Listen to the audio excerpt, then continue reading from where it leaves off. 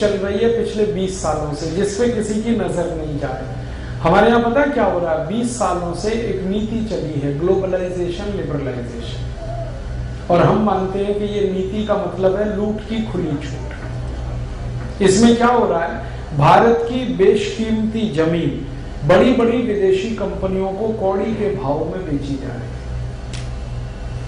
आपका पड़ोसी उड़ीसा है ना, उड़ीसा में एक पॉस्को नाम की कोरियन कंपनी को 55,000 एकड़ जमीन बेच दिया।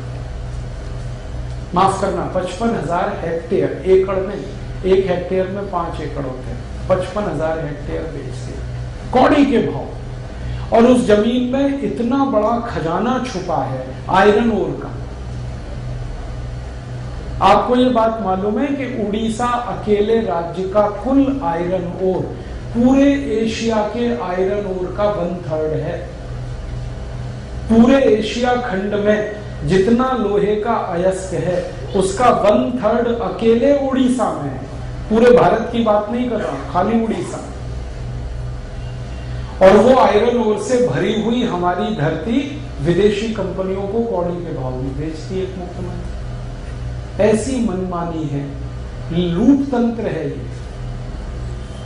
ऐसी एक और बड़ी कंपनी है स्टरलाइट, उनको बेच दिया, 70-75 हजार एकड़ जमीन उनको दे दिया। ये जमीनें ऐसे बेच रहे हैं जैसे इनके माता पिता छोड़ के चले गए। और किसान बेचारे जो अपनी जमीन बचा रहे हैं उनको लाठियां मारी जा रही हैं, उनके ऊपर गोलियां चलाई जा रही हैं, वो मर रहे हैं, लाठीचार्ज हो रहा है, गोलीबार हो रहा है किसानों पर। और ये जो जमीन बेचने का खेल शुरू हुआ है, ये उड़ीसा में है, ये छत्तीसगढ़ में है, ये आंध्र प्रदेश में है, ये तमिलनाडु में, ये कर्नाटक में, भारत के 17 राज्यों में ये 20 साल से चल रहा है। पता नहीं कितनी जमीनें बेच दी और उनका कोई हिसाब किताब नहीं। अब अदालतों में मुकदमे आ रहे हैं तो अदालतें कड़क टिप्पणियों का जो अपनी जमीनें बचाने के लिए लड़ रहे हैं, और अगर वो नहीं लड़े तो पता नहीं ये क्या करें।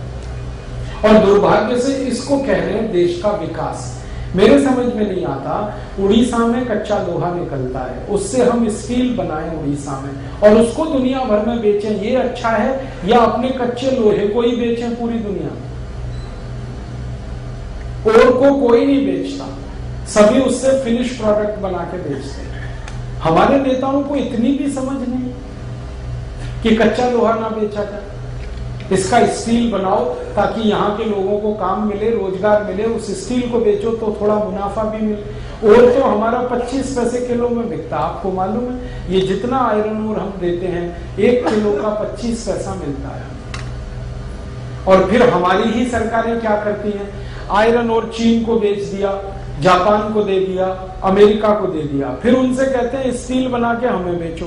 तो भारत में स्टील आता है चीन से 50 रुपए किलो, हमारा कच्चा लोहा बेच दिया 25 पैसे किलो, और उसी से चीन ने स्टील बनाकर हमको बेचा 50 रुपए किलो।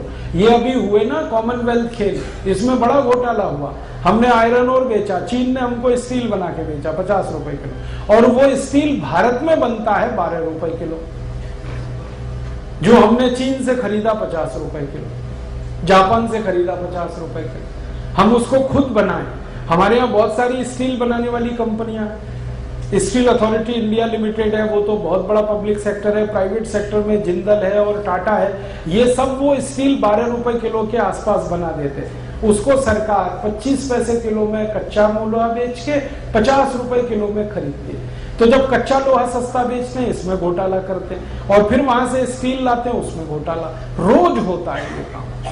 करोड़ों मीट्रिक टन हमारा स्टील ऐसे ही बिक गया पिछले 20 साल। ये घोटाले तो इतने बड़े हैं कि जिस दिन ये खुलेंगे आप विश्वास नहीं कर पाएंगे कि अपने नेता इतने गद्दार और बेईमान हो सकते। अब हमारे